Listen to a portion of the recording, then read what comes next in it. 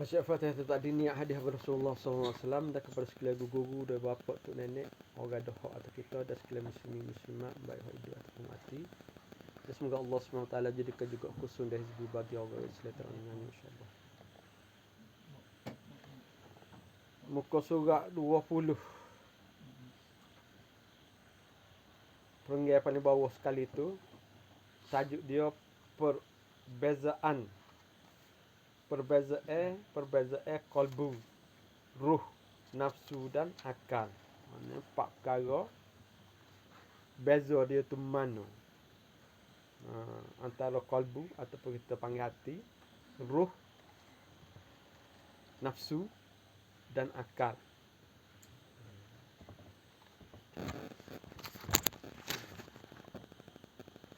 Perkataan atau kalimah kalbu, ruh, nafsu dan akal itu tetap berbeza dan tidak serupa pada sebutan dan bentuk, tetapi pada hakikatnya adalah satu pada tujuan dan maksudnya. Ikutilah huraian-huraian bagaimana di bawah.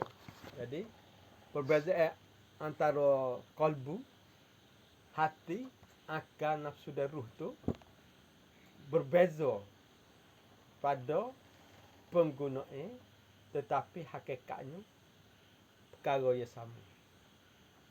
Sebabnya semua tu mari daripada ruh belaka.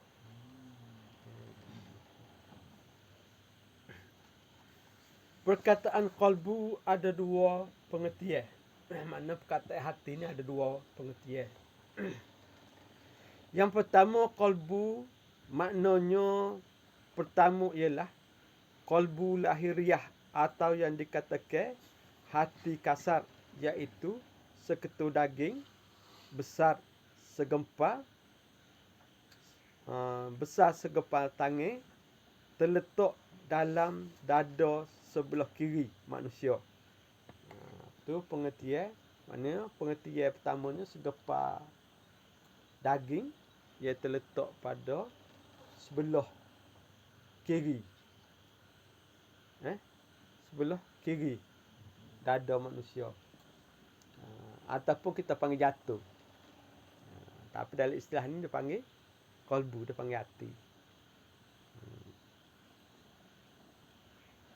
Hati jenis ini berongga dan tempat mengisi dan mengepam darah menjala ke seluruh urat saraf manusia. Kerja jantung tadi ataupun kerja hati tadi mengepam darah untuk bawa pada seluruh anggota manusia melalui urat saraf. Hati ini memang dapat dilihat. Ni boleh tengok. Dijamuh, boleh jamuh. Dikerak belah, boleh kerak belah. Atau boleh kerak belah oleh pisau. Boleh kerak belah dengan pisau. Sebab bagi nampak. Ia akan hancur dan busuk, berulat bila mati. Bila mati, tubuh acuh, dia pun turut acuh. Hati jenis ini terdapat sama pada jenis-jenis haiwan yang tidak berakal, yakni yang mana tiada nilainya sedikit pun di sisi Allah Subhanahu Wa Taala. Maknanya jatuh hati hok kita ngepel tu, hok ngepung darah tu, maknanya tak ada nilai di sisi Allah Subhanahu Wa Taala. Jika tubuh kita mati, dia pun turut mati. Jika tubuh kita busuk, dia pun turut busuk. Tak ada nilai, jadi tak ada nilai sisi Tuhan. Sebab bagi busuk. Hal ini mana fizikal. Fizikal bagi pengertian bagi hati. Kita panggil jatuh. Yang kedua, qalbu dengan makna yang kedua ialah hati batin atau hati seni yang tak dapat dilihat dengan mata kasar. Mana tak boleh tengok dengan mata. Kita tahu kita ada hati tapi tak dapat kita tengok. Tak dapat dijamuh oleh tangan. Nak pegang dengan tangan tak boleh. Tak dapat dikerak potong oleh pisau. Nak kerak dengan pisau pun tak dapat. Tetapi ia dapat dirasa oleh pengakuan batin sendiri tentang wujudnya. Tentang wujud dia tu, kita mengaku benda tu ada. Tak? Apa kita kata sakit hati? Tak? Kalau kita sakit hati, kalau pergi pada hati ataupun pada jantung tu maknanya sakit jantung. Tak? Tapi kita kata kadang-kadang sakit hati tu kerana orang kecil tak molek dengan kita rasa sakit hati. Hak sakit tu bukan jantung, hati. Dimaksudkan dengan hati tu. Kita rasa tak tentera ataupun tak selesa dengan perkataan orang tu, kita rasa sakit hati. Maknanya hati yang sakit di sini adalah hati yang kedua. Hati yang berupa perkara yang pengertian ataupun perkara yang gaib dapat dirasa oleh pengakuan batin sendiri tentang wujudnya. Mana kita mengaku padanya. Dan iaitu ialah suatu kejadian yang latifah rabbaniyah atau yang dapat kita bahasakan dengan makna dengan hati seni. Kejadian Tuhan yang rohani. Maknanya hati yang kedua ni adalah satu jenis kejadian Allah Subhanahu Wa Taala ya rohani. Benda kita rasa, kita mengerti, kita tahu, tapi tak dapat nak sentuh. Cumanya dapat tersentuh tu dengan perasaan, tapi dengan tangan tak dapat nak sentuh. Tak dapat nak pegang. Tak dapat nak tengok. Sebab dia tu bangsa kerohanian. Hati ini berhubung rapat dengan kerja-kerja hati kasar tadi. Walaupun dia berupa kerohani, tapi dia ada perhubungan dengan hati kasar. Hak kata duk dalam dada tadi. Sebabnya tepat dia. Atau kita kata stesen dia. Tempat tinggal hati tu adalah atas jantung. Atas daging yang segepar tu. Di situlah tempat tinggal perkara yang dikatakan dengan hati.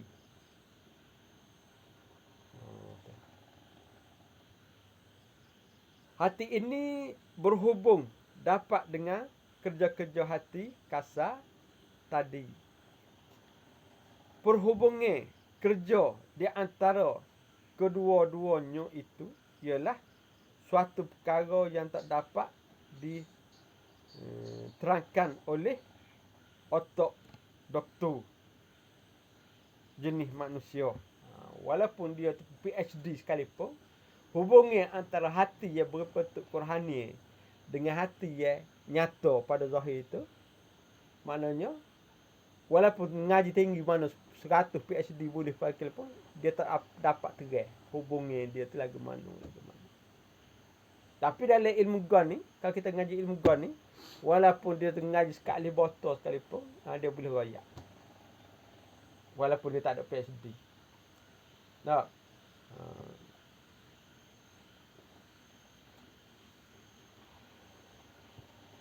Sebabnya perkara ni dia berhubung dengan ruh belaka. Daripada ruh tu dia zahirkan lagi. Ayat minggu lepas lah. Masa Allah Subhanahu Wa Taala nak letakkan ruh dari tubuh, dia tak boleh letak ruh. Sebab tubuh ni kasar. Mana ruh tu akan terkeluar. Sebab tiris. Sebab ruh tu halus. Apa kita nak bubuh apa? Apa kita nak bubuh air dalam kain. Maknanya akan keluar. Walaupun kita nampak kain tu rapat dah. Tapi air akan keluar. Sebab air tu lebih halus daripada kain. Begitu juga ruh. Dia tak letak direct terus atas tubuh. Dia kena letak atas benda lain dulu.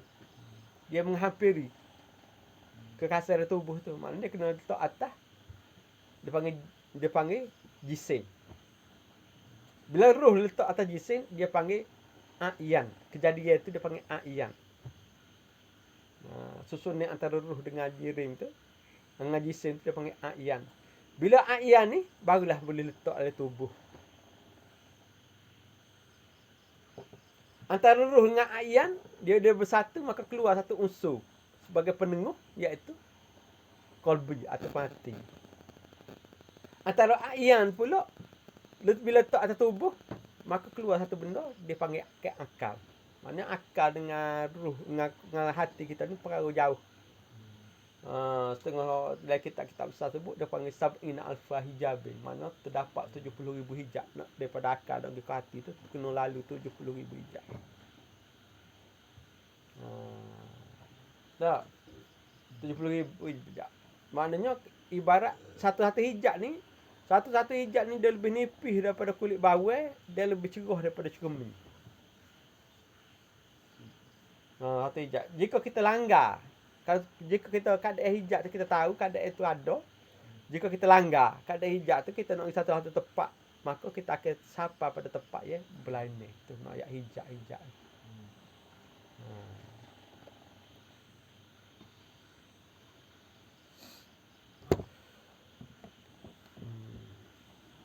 Satu perkara yang tak dapat diterangkan oleh otak doktor jenis manusia, orang doktor kesihatan atau doktor berapa tak. Tak boleh terang. Kerana hati batin umpama itu datang daripada kejadian alam gaib, dan hati kasar adalah daripada badan alam kasar itu. Sebab mana walaupun dia duduk pada tempat yang sama, tapi hati halus atau hati seni ni dia duduk pada alam seni atau alam melaku. Hati zahir ni duduk pada alam zahir. Cuma cepat dia temu situ. Tepat lain-lain tapi temu situ. Temu atas hati. Bandingnya boleh diberi begini. Bandingnya dia bagi ni supaya kita faham.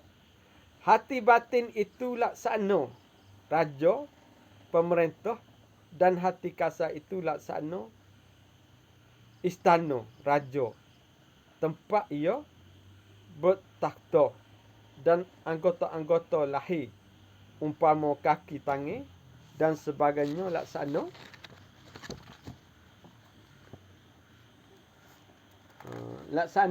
rakyat jelata. Maknanya dia bagi umpama hati ni ibarat raja.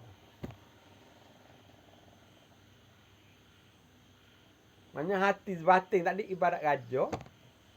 Tapi istana dia tu di atas hati zahir. Dia tempat dia kerja duduk situ. Tempat dia duduknya atas hati batin tadi duduk atas hati zahir. Bila dia duduk atas hati zahir, maka hati batin ni lah yang mengaruh segala rakyat dia ataupun segala anggota-anggota kita ni untuk bekerja. Kalau hati tu niat, tu dah Nabi kata innamal a'malu binniat. Mana innamal a'malu binniat. Setiap amal tu ada niat. Mana pergerakan kita ni kan niat daripada hati. Bukan hati hok kata jantung tadi. Hati yang duduk atas hati tadi. Hati Qurani. Hak ni daripada alim aku. Tapi dia duduk pada hati tu pada alim zahir. Tapi tak nampak sebab dia kada blind ni. Hak tu alim melaku. Hak ni alim zahir. Tak. Innamal a'malu binniat. Setiap amal tu ada niat. Kecuali budak, orang nyanyi, orang gila. Tak ada niat. Selagi tidak gila, tidak nyanyi, tidak budak, maka setiap perbuatan kita gerak jari ke apa tu, semua tu mari daripada niat. Kalau tak ada niat, tak bergerak.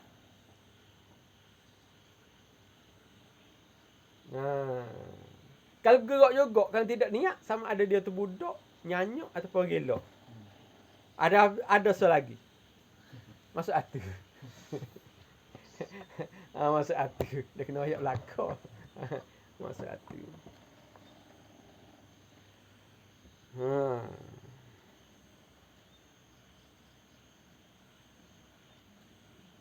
Mana? Ia akan patuh kepada pemerintah raja. Maknanya segala anggota kita ni akan patuh pada hati kita. Sebab hati kita yang menjadi raja pada tubuh kita. Hati jenis ini tidak akan busuk, berulat dan tidak akan hancur buat selama-lamanya. Hati hok jenis batin tadi, dia duduk atas hati zahir tadi, dia tak akan hancur, tak akan berulat, dia akan kekal selama-lamanya. Bila tubuh rela, tubuh kita hancur, rela, dengan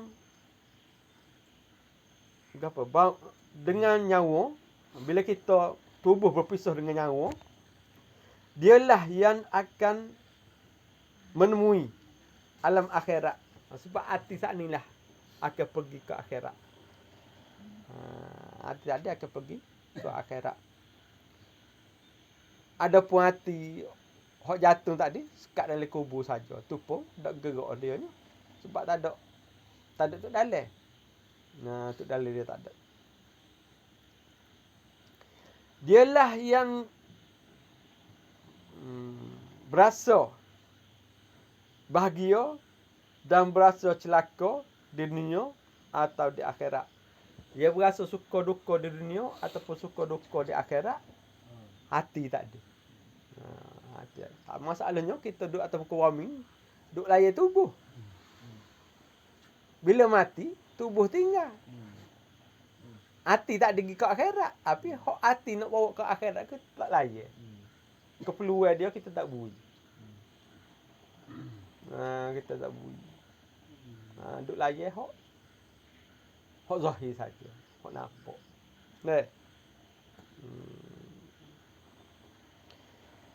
Dengan hati latifah Rabbaniyah inilah, maka hati kasar ataupun jantung itu dapat hidup dan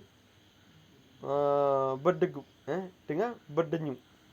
Maknanya hati ataupun jantung kita itu berdenyut ataupun hidup bekerja mengepung darah, pam darah kerana hati hak batin itu ada. Kerana hati hak batin itu ada.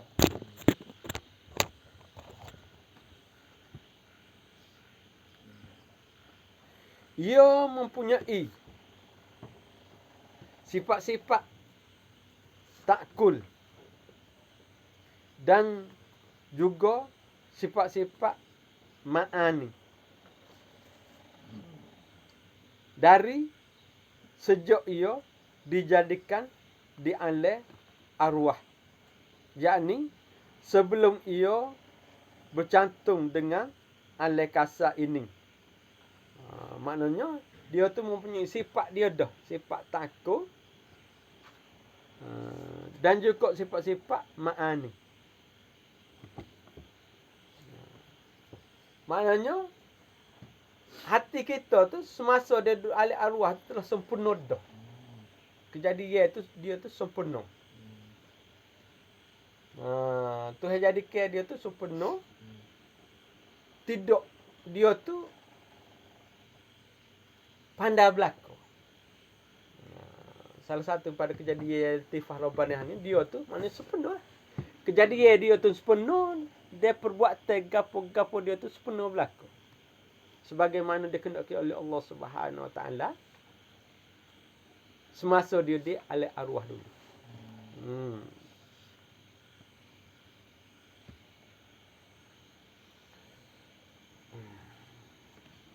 Yakni sebelum ia bercantum dengan alam kasar ini, sebelum dia dimasuk ke dalam tubuh ataupun dicantumkan dengan alam kasar ni, maka keadaan dia tu sempurna.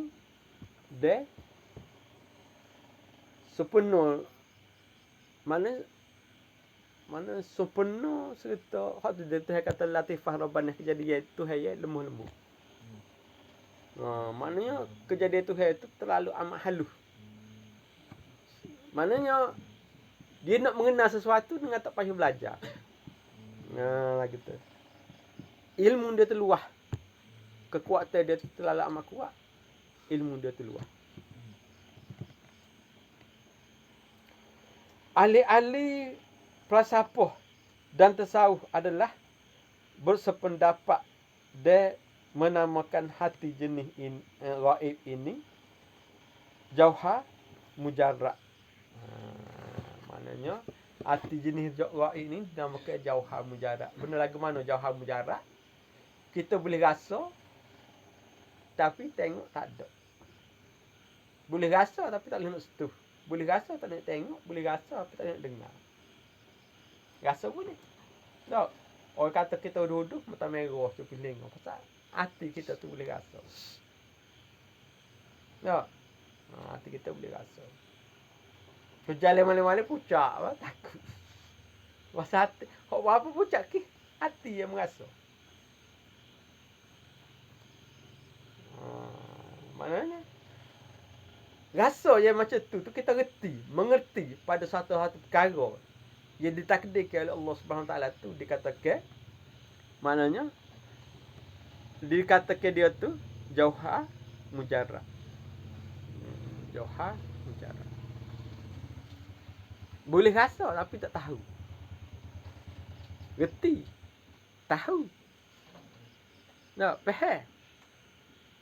Nak tapi nak tengok tak nampak. Nak jamuh tak boleh. Tahu tu dikatakan jauhar mujarrad tu. Ada. Ada tapi tak ada. Tapi ada.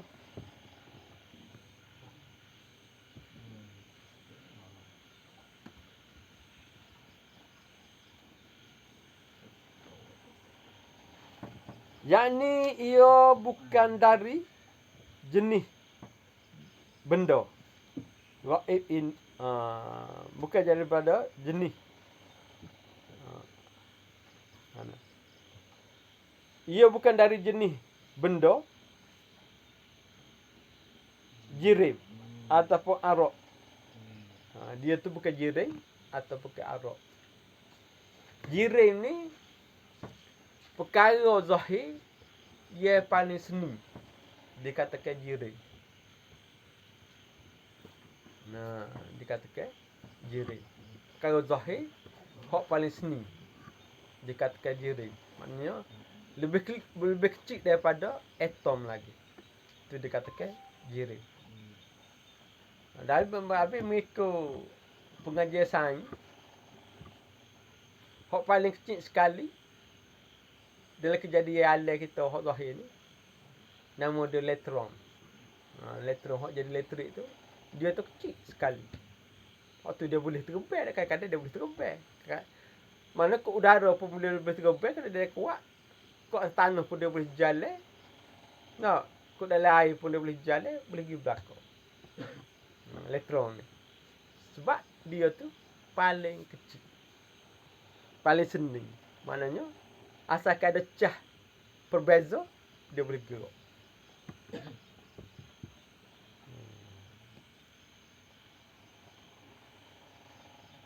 Cuma kesan pada kita tu berbeza.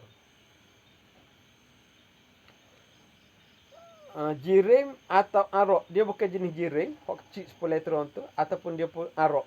Bukan juga dia tu arok. Arok ni jenis tubuh, bukan. Hok ruh, hok hati tadi mana, hok kita rasa tu, dia bukan jenis jirim ataupun bukan jenis arok. Jenis arok ni hok kasar, hok besar. Jirim ni hok asah. Bukan ia atau di apa? Atau zatnya dapat berdiri sendiri dan terkaya daripada tubuh badan kasar. Maknanya hati hak jenis sanubari ni dia boleh jenis, boleh diri sendiri. Tidak berharap kepada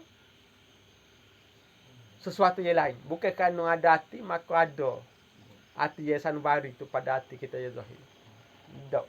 Maknanya dia boleh keluar daripada hati, boleh duduk atau boleh hidup dia tu luar daripada tubuh manusia.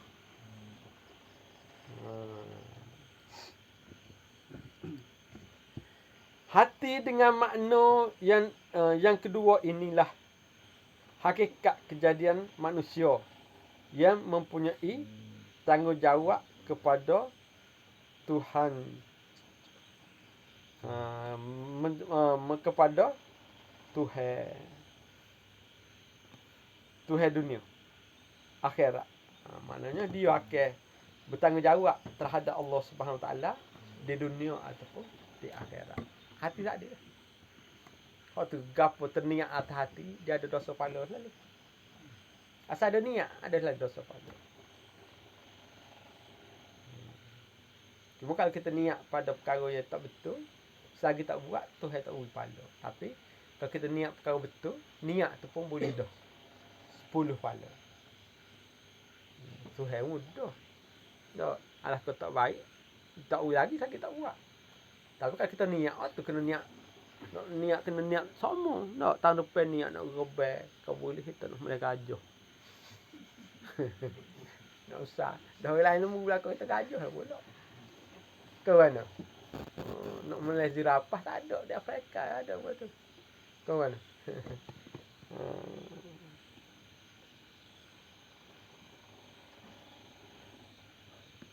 Dengan huraian yang semacam ini, penulis berharap dapat memuaskan hati pembaca. Agak-agak dengan apa dia ayat tu, orang belajar, orang baca kitab dia ni dapat faham.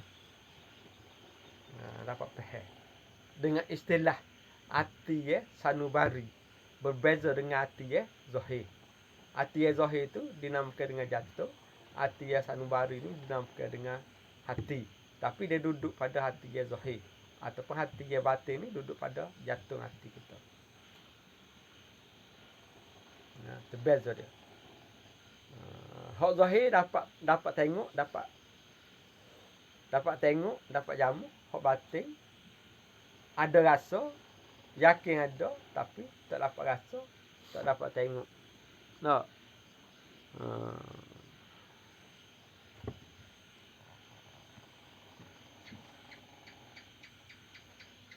Habis itu dulu. Perkataan ruh ada dua pengertian juga. Saat ni hati, ni ruh pula. Ruh ada dua pengertian.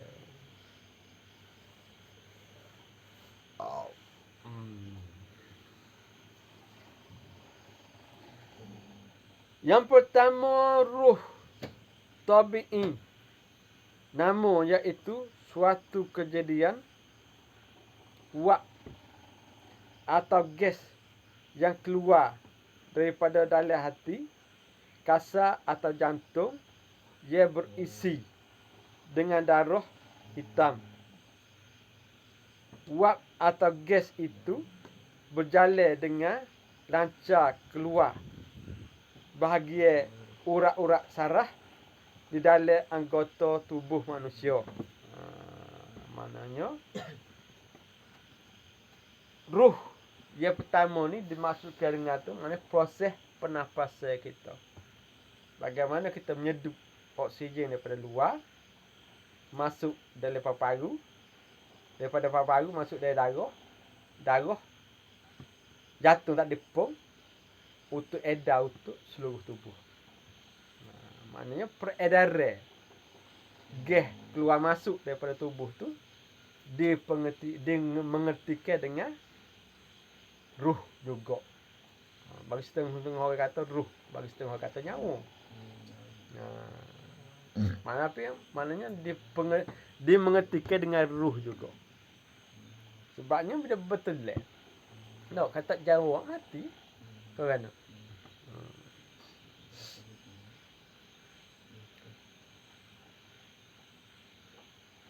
bandingan samalah dengan cahaya lampu di sebuah dalam sebuah rumah. Bandingan dia ibarat bagaimana sebutir lampu dalam sebutir bilik ataupun sebutir rumah, ia dapat menyampaikan sinar cahaya ke seluruh ceruk di dalam rumah itu. Ruh macam inilah digelar oleh doktor dunia hari ini dengan nama apa? Istilahnya ruh. Maknanya pengajian doktornya dia kata ruh benda gitu. Ataupun nyawa. Tetapi penulis lebih cenderung pengertian yang diistilahkan oleh doktor itu dapat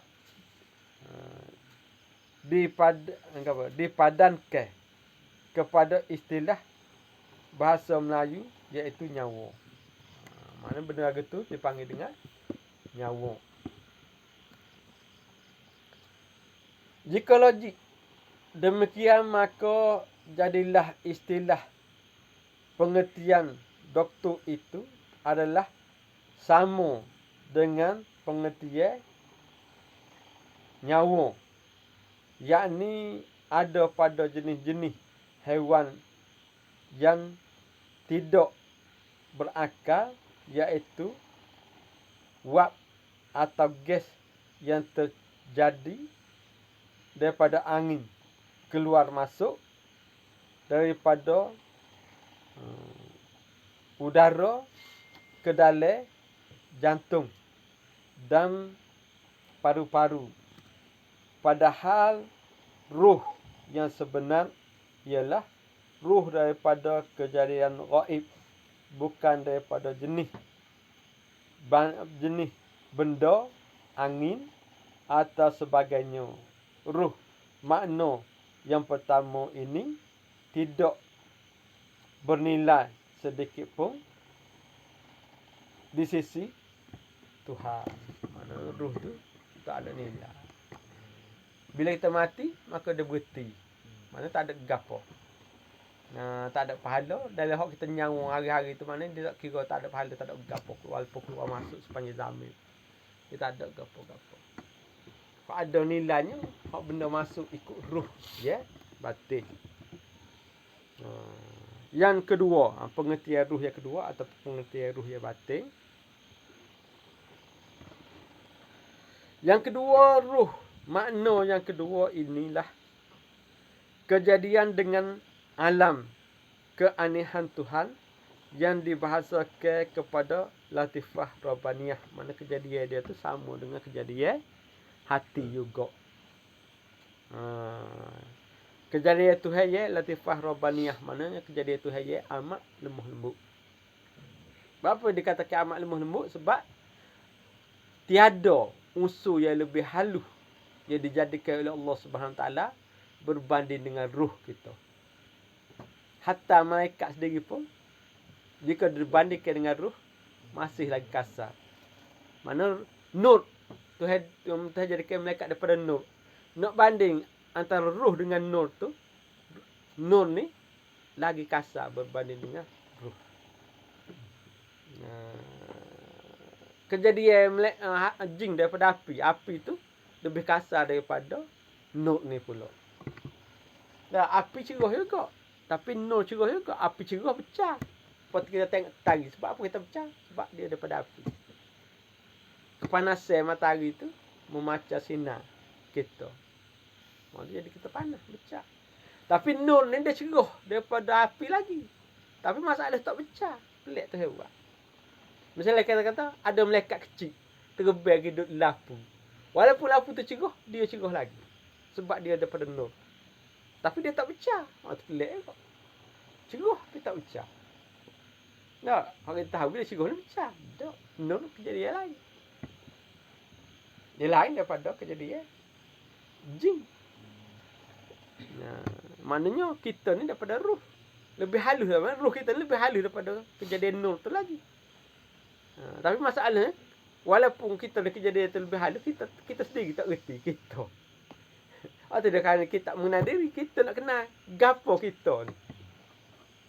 Kata ruh tu lagu mana, ruh tu duduk mana, hati duduk mana, akal duduk mana. Tak?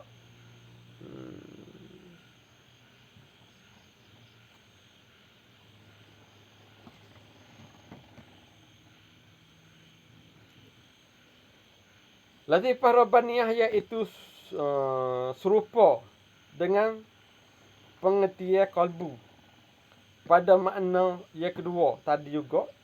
Oleh itu ruh dan kalbu masing-masing dengan pengertian yang kedua adalah sama pada hakikat dalam arti yang satu, iaitu suatu kejadian Tuhan yang seni, yakni Latifah Rabbaniyah.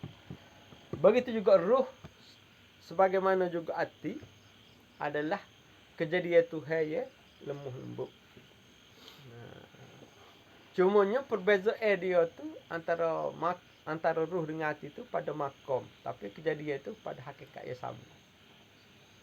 Mana kejadian Tuhan yang amat lemah lembut. Ruh pengertian yang kedua ini tiada dapat dimengertikan sama sekali oleh jenis otak manusia dari jenis apakah ia dijadikan dan bagaimana dikimiai atau diramukan firman Allah Ta'ala. Mana ruh ni tak ada orang boleh tahu lagu mana, setara mana, tak, kadang dia lagu mana tak ada apa tahu. Sebagaimana firman Allah Subhanahu Wa Taala, was'alunaka 'anir ruh kul ruhu min amri rabbi. Ada tambah lagi, wa ma utitum minal ilmi illa qalila. Kena faham. Tambah tu. Ayat dia tu maknanya sambung lagi. Dia ayat dia tak habis, ambil sekerat. Wa ma utitum minal ilmi illa qalila. Artinya dan mereka itu lagi akan bertanya kepada engkau ya Muhammad. Maknanya orang akan tanya, orang Yahudi tak akan tanya kepada Nabi tentang ruh. Berkenaan ruh, hendaklah engkau menjawab kepada mereka itu bahwasanya ruh itu adalah daripada urusan pekerjaan Tuhan.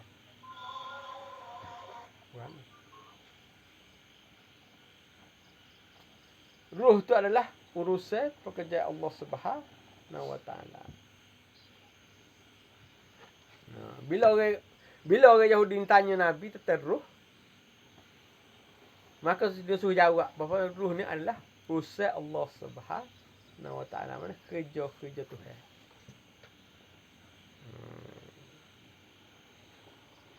Tapi Tuhan royak juga. Wa ma utitu minal ilmi illa qalila. Dia tidak wa ma utitu minal ilmi, dia tidak diberi ke ilmu kecuali pada sedikit golongnya. Mana orang reti tentang ruh ni terlalu amat sedikit. Kalau kita 24 juta, tak? Kita 24 juta tu buat 20 juta, tinggal 4 juta. Setiap sejuta pula tu ambil seorang. Mana 4 orang. Kalau sebutin Malaysia, hak reti tentang ruh ni 4 orang. Hak duk kecek-kecek gapo kok TV, kok gapo tu ngaruk dah kau. Tak ada 31. Mana hak demo tu duk kecek lebih kurang 1000, lebih kurang 1000 pipin 1000. Tunggu selaga borok depan, kau 2 jatuh. Tak? Jatuh selaga borok tak apa. Tak? Sebab pemulia aja dah ilmu mambang lah. Tak ada masalah. Atas lagu borok pun dan sebab pemulia aja dah ilmu mambang dak. Hai mambang. Dak kan? Hai mambang, ku seru nama musim mambang. Bergerak meratu par, mai kasar.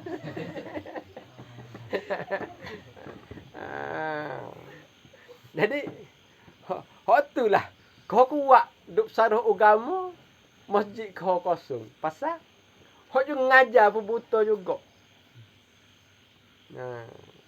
Hak juga ngajar pun buta juga. Jadi si buta pimpin si buta maka lambat jumpa pagi atau lagu borok untuk terjun. Itu masalah agama lah ni. Tapi kak hebat lah. Dengan pakak datuk datim nama rima ada belakang. Tapi bahagian kecek mengarut. Mengambil tapek.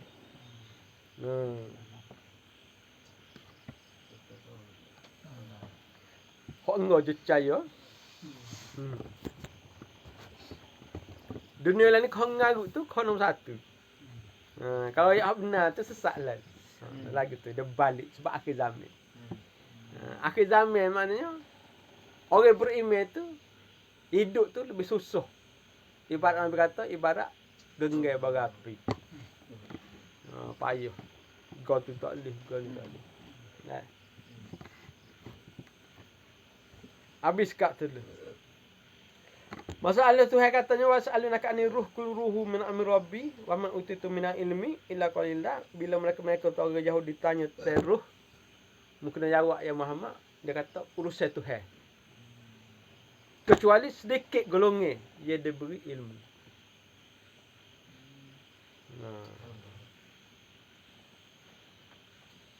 Jadi kalau Malaysia ada 4 juta ni dah ada 4 orang. Ramai tu 4 orang. Tahu duduk mana pun tak. Kalau 4 orang tu ramai. Silap-silap seorang 2 orang. Masalahnya, situ wali, sini wali. Rasa wali nikah dah. Alik tu wali, alik ni wali, alik tu seh, sini seh. Selok itu tengok. Senang, dia ingat senang. Setara Allah tu pergi Daud. Yang kecil, 70,000 zikir. Yang bodoh. Siapa tu? La ilaha illallah 70,000 sana. Dia kecek. Dia bilang. Hanya 1,000 patah kata sana. Cukup 1,000. Dia senyap. Tak kecek tak. Kalau tanya pun dia jawab. Dia pun tak kecek. Jaga. Kita boleh setara tu. Enggak. Kita tak kuku dia pun tak boleh wali dah. Masalah. Tak merasa wali nikah dah. Situ wali sini kena wali nikah. Selok itu. Kita punya wali. Allah ada.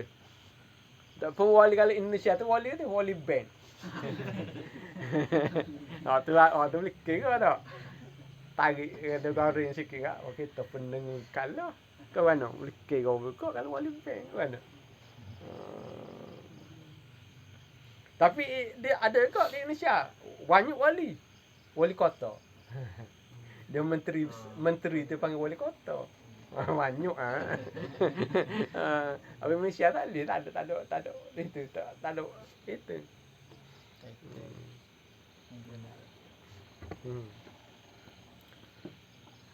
Dia sikit lagi. Perkataan nafsu ada 2 pengertian. Bisa lagi. Habis tak apa ni. Kau habis tak? Tepu. Tak lagi tak? Habis now dah. Habis now dah. Kenapa? Habis now dah. 40 minit ni. Ni sambungnya ni. Sambungnya. Part 2. Dia kalau masuk YouTube boleh betul. Masuk YouTube. Ya. Okay. Lepas Sarah ni senyap masuk YouTube. Itu boleh tengok. YouTube pula UPT. Kita orang tengok. Apa tak? Ngeping. Cara ngeping tu asal boleh betul kita kan. Salah boleh banyak. Dia bini muda. Bini muda ada kerja lain. Perkataan nafsu ada 2 pengertian. Yang pertama nafsu makna yang pertama ialah suatu pengertian yang meliputi sekalian segala tabiat-tabiat maruh, nafsu, berahi dan syahwat, dan termasuk juga sifat-sifat yang dikeji oleh umpama hasad, dengki, dendai, kasumat, tabiat tomuk, haloba, ria dan sebagainya.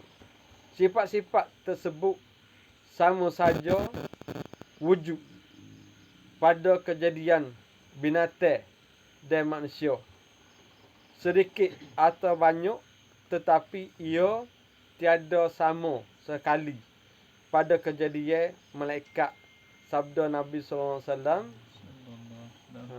ada, ambil arti dia tu, artinya sejahat-jahat musuh engkau ialah nafsu engkau yang terletak di antara dua lambung engkau. Maknanya tak antara dua lambung. Maknanya sejahat-jahat tu nafsu kita yang terletak pada antara dua lambung. Lambung-lambung ni busuk dah. Kau kan? Yang perut. Perut lah. Lambung ni busuk. Kau perut.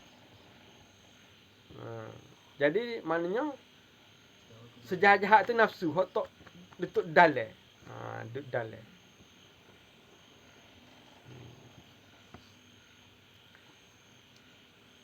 Maksudnya hati engkau yang berhawa nafsu jahat. Dengan sebab nafsu inilah datangnya syarak atau agama Allah menuntut setiap orang supaya menyuci dan mengawasi setiap ketika. Maknanya itulah sebab kita dalam diri kita ada unsur-unsur jahat, maka diturunkan agama sebagai panduan, sebagai petunjuk panduan untuk kita mengawal ataupun untuk kita menyuci nafsu kita. Kerana kita tu ada nafsu, maka Tuhan buat turun Nabi-Nabi, Rasul-Rasul, kitab-kitab supaya mengajar balik kepada ke arah yang sebenar sebagaimana dikehendaki oleh Allah Subhanahu Wa Taala. Nafsu ni perkara yang kena kawal. Kita kena kawal.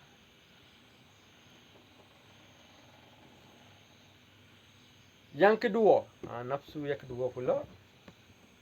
Nafsu dengan makna yang kedua oleh suatu kejadian latifah rabbaniyah. Ini kejadian latifah rabbaniyah. Bagaimana huraian di dalam pengertian yang kedua pada ruh atau pada kalbu. Ini kejadian ini serupa dengan ruh, serupa dengan kalbu. Ya demikian tadi.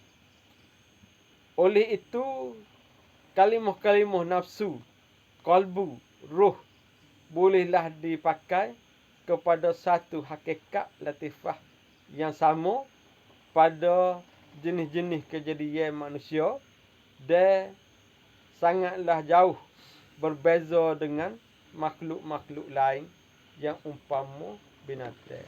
Maknanya ruh, nafsu, hati. Tak? Ruh, nafsu, hati, akal. Perkara tu adalah perkara yang hakikatnya sama. Maknanya berbenih pada satu perkara yang sama. Cumanya berbeza tu pada kedudukan tempat dia buat kerja dan kedudukan pada kerja dia. Misalnya hati, tempat dia berpusat pada jantung.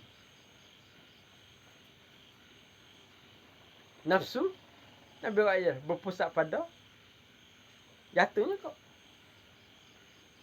cuma akal berpusat pada otak.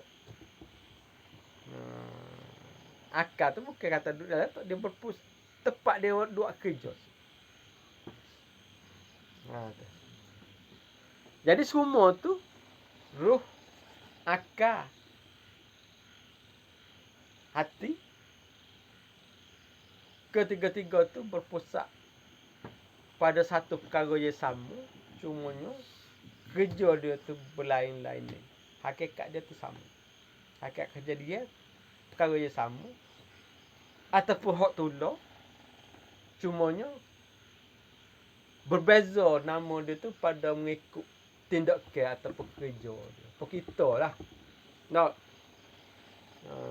kalau akhir-akhir bulan kak, nak bini kita panggil abang pasal kita dah tahu dah baru boleh gaji. Nak lepas nak galah tengah bulan tak ada gaji kak. Dia tu tak ada meeting kau. Dia tak ada, kita ada meeting. Nak dia kata mana dia lebih kurang tak boleh tahu dah kita tak sembunyi. Nak dia tahu kita akhir bulan tak ada meeting. Abang tegak jelebel belum dah ali. Nama abang. Slow. Tengok tu nak aku. Contoh. Bukan kata tu mengikut masing-masing lah. Yang tu sebagai contoh. Contoh cerita piramid lah. Bagaimana cerita ibu mertuaku kan. Nak.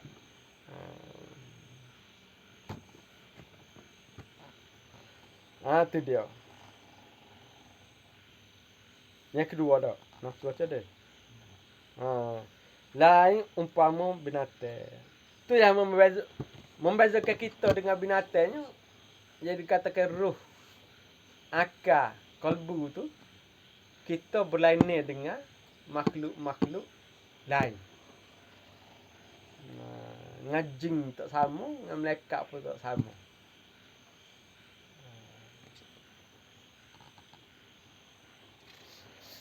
Tetapi jika diistilahkan nafsu itu, maka ghalibnya dipakaikan kepada nafsu yang jahat.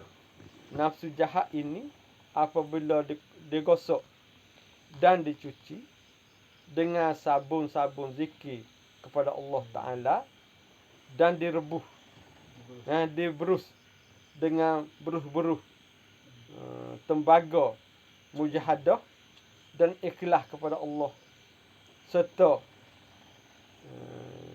dipandu dan dipimpin pula oleh guru-guru yang ahli, maka sedikit demi sedikit akan terkikis sifat-sifat karak kejadian.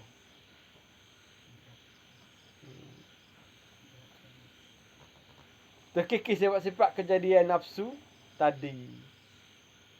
Kemudian menunggu ia ketibaan warid atau nur daripada Allah. Jika kita bermujahadah mengikut apa yang telah Nabi ajar, mengikut apa ulama pandu kita, mengikut kaedah-kaedah yang betul, maka hati kita ataupun nafsu kita tu akan jadi bersih. Bila jadi bersih, maka tanda-tanda bersih tu dengan kedatangan warid ataupun nur, mana satu jenis perubahan hati.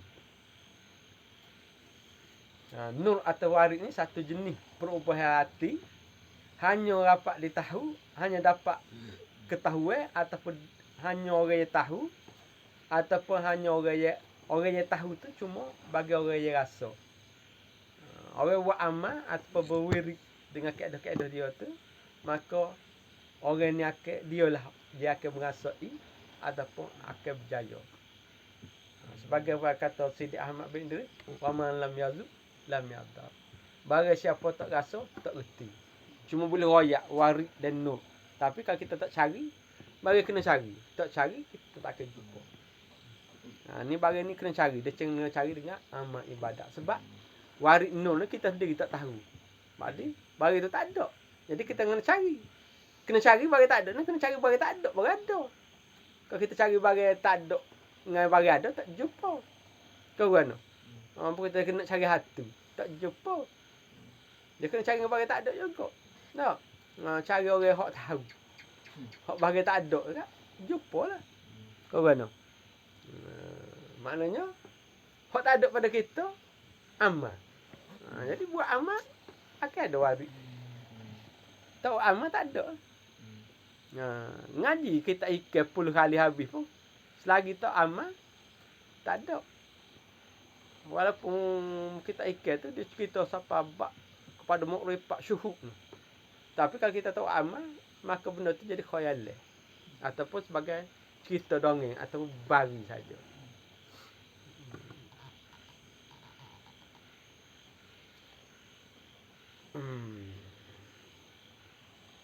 Waris atau nur dari Allah dan kemudian ia akan peluang pula mengecap zuk atau syuhud. Mula-mula ni tanda. Tanda kita tu akan dapat makrifat bila kita berwirid, kita akan dapat waris. Perubahan hati. Tak dulu tak ingat langsung kepada Nabi. Tuhan pun tak ingat. Lah ni ingat banyak Nabi. Tak. Dengar orang selawat suruh sedih ataupun sayu. Begitu juga pada Tuhan. Tak. Bila buat maksiat ingat Tuhan marah. Buat ugak tapi ingat Tuhan. Hak dulu pakai dak dah. Tak. Bila buat maksiat tu suruh sedap. Lah ni buat maksiat apa suruh tak sedap. Kerana orang tengok. Kerana Tuhan duk perhati. Tanda kita ada waris tu. Sebab kita kembali rujuk pada Tuhan. Walaupun kita buat maksiat, Tuhan tu kita tak lupa. Kalau ibadat lebih lagi. Tak, sukanya. Tapi kalau kita buat maksiat pun, kita rujuk balik pada Tuhan. Ingat dosa, ingat pembalasan Tuhan, ingat Tuhan marah, Tuhan tak suka. Tapi buat apa tu lah juga. Pasal tak sampai masa untuk kita tinggal. Tak, sedap attack maksiat ni. Tak. Kalau boleh buat top, kalau boleh buat topak tak. Tu anti raya buat ketupak ni. Atas tangga pun jadi tak.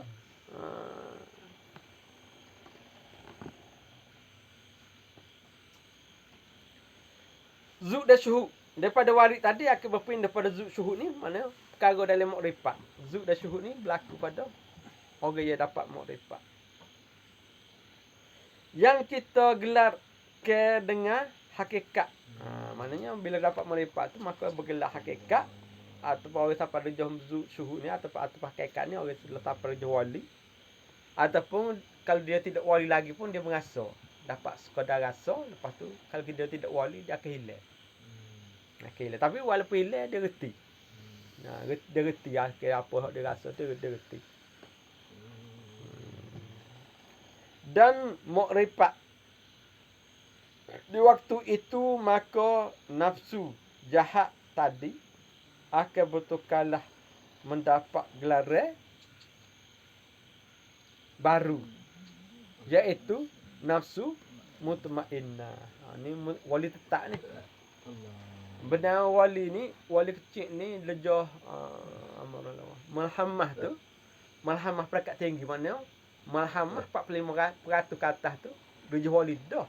Tapi orang lejah malhamah ni kadang-kadang sebab dia ada dua, kadang-kadang dia turun tu lebih pada bawah pada 45 jadi orang awal balik.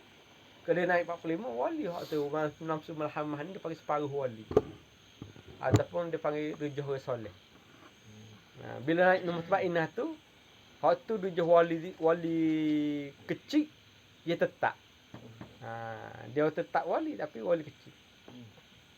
Mutmainnah. Mutmainnah dia suci mula-mula ni. Yakni nafsu ye tenang. Dia teguh daripada mendapat godaan syaitan. Maknanya syaitan goda pun tak pakai kerja. Letih saja. Sebab hati dia tu terus tersedut kepada hadrat Allah Subhanahu Wa Taala. Apa kita ni lama jumpa tak? Lama jumpa. Cicuk tu betul. Jolo dah atas. Dengan itu berarti ia sudah masuk ke dalam darjah permulaan wali kecil ataupun wilayatus saghiri. Itu darjah wali kecil ataupun wilayatus saghiri. Wali wilayah. Wali kecil. Wilayatus saghiri wali wilayah ataupun wali kecil.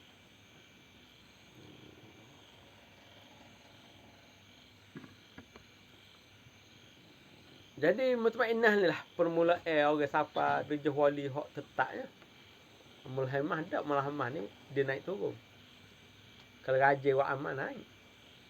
Jadi wali 2-3 hari, turun lah. Jadi awal 2-3 minggu.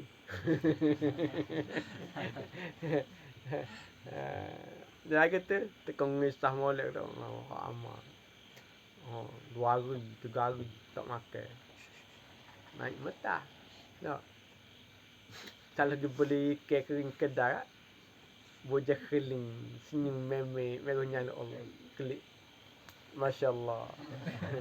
Nah, Masya Allah dan Subhanallah dekat. Tak ingat lah tu Tak. Tak. Subhanallah pegak. Sebelah. Kawan no. Sebelah beloro. Selau. Kita ada tu ya. Tu tak lekat wali. Ada apa? Bila orang naik masuk mutmainnah ni dia tidak tergoda. Walaupun dengan maksiat. Dia tengok semua makhluk ni sama. Serupa. Dia tengok gapo serupa. Kayu api dengan kereta dengan jalan raya, kereta dengan taik lembu, serupa bagi dia, tak ada daya tarik. Kecuali hak tertariknya bila sebut atas nama Allah dan Rasul, berarti dia tu ada karet nakal. Kalau kita ni nakal lah kau maksiat. Nah, dia tak. Dia tak nakal jika tak nakal jika tidak perkara je berkaitan dengan iman. Kalau berkaitan dengan iman ni, kau jumpa guru dia orang wali ni, kau jumpa guru dia orang wali dengan orang soleh ni, dia kecek bak gon ni, bak waris ke apa, pas cerah. Ngomeng. Kecek dia suka. Kecek dia suka. Pas cerah. Tak tidur. 3 hari 3 malam tak tidur. Tak dia. Bagi 3 hari 3 malam kan tak dia. Sebab dia orang wali. Tak. Hak tertolak wali ada ke wali yang tertolak. Wali nikah tak masuk atau wali bank ke ataupun wali kota tak masuk.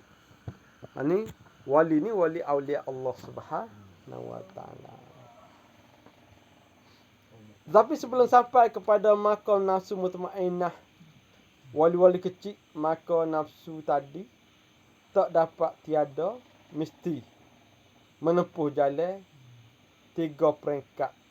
Yang pertama, peringkat amarah. Ini kita baca minggu depan. Peringkat nafsu. Pertama amarah, yang kedua peringkat lawamah, yang ketiga peringkat malhamah. So dia bagi secara kasar 3 jenis nafsu yang menghalang kita kepada Allah Subhanahu Wa Taala tu ada 3. Kat tu dulu. Ada apa-apa nak tanya?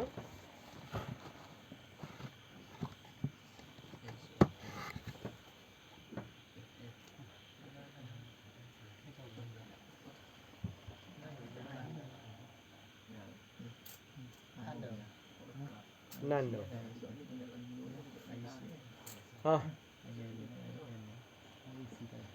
Ada apa pertanyaan? Dia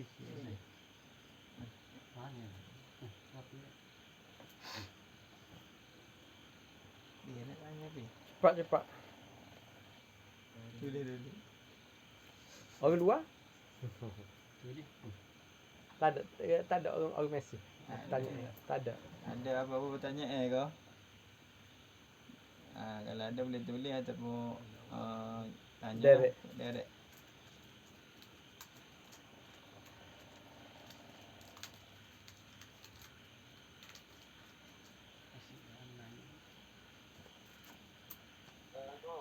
Waalaikumsalam warahmatullahi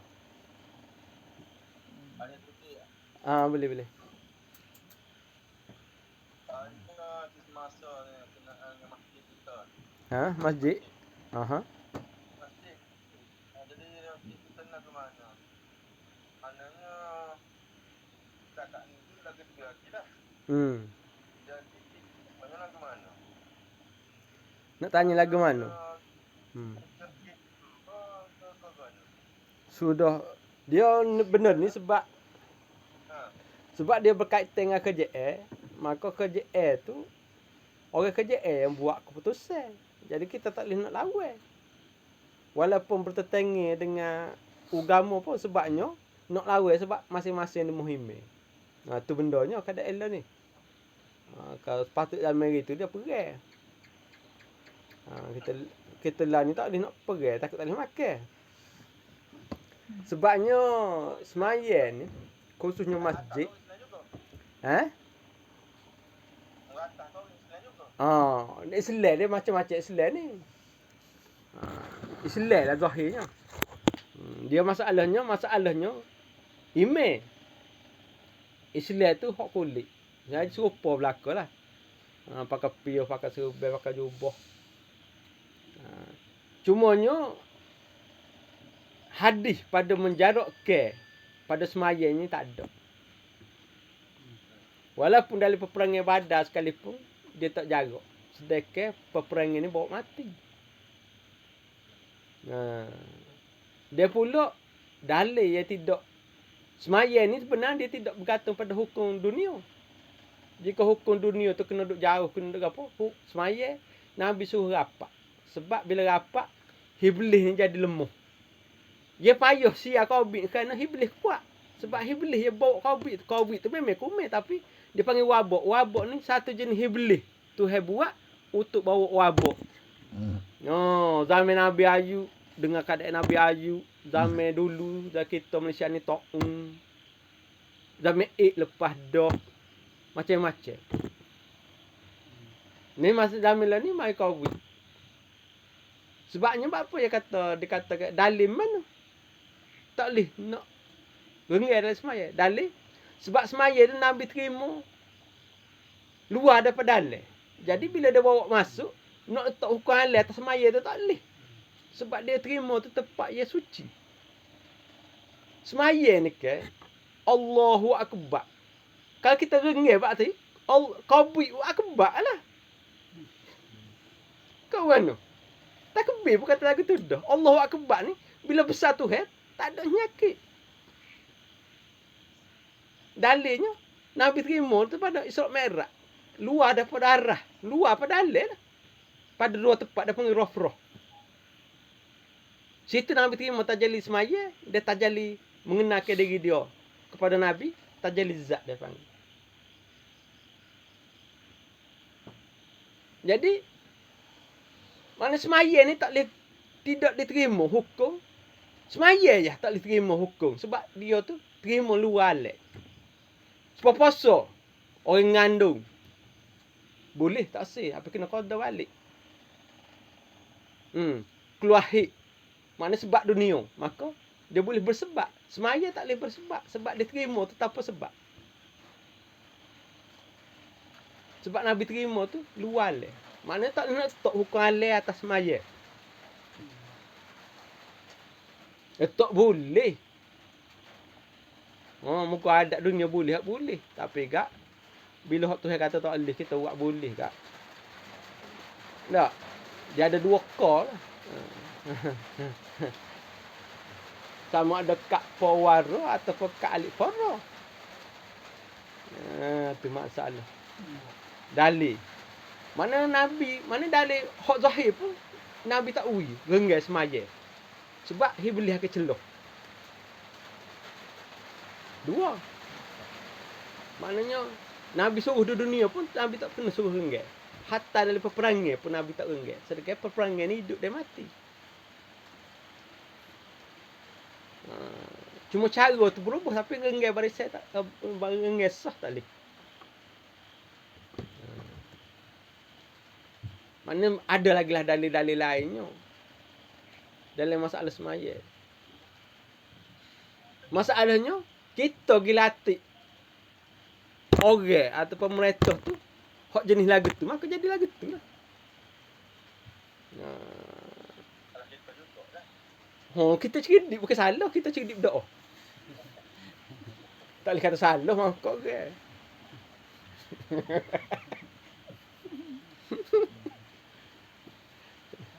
Lagi. Tu dalam muktamad tu.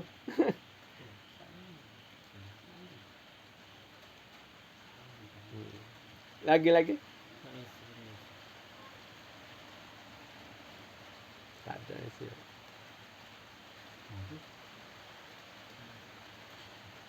Ada. Baca ada. Ada lagi kah?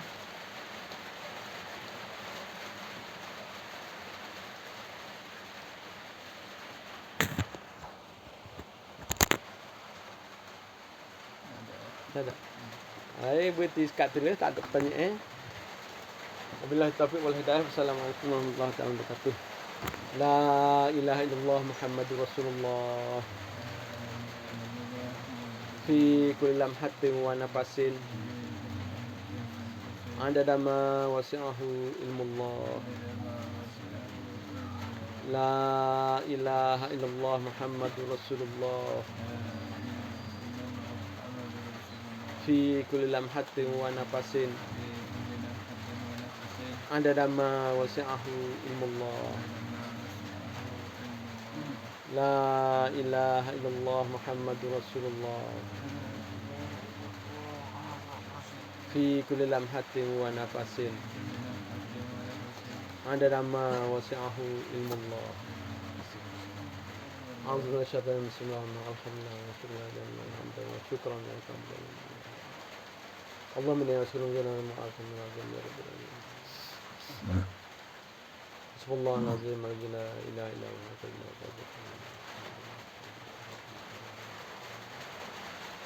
Allahumma inna nas'aluka al-ma'afiyah min al-jannah. Allahumma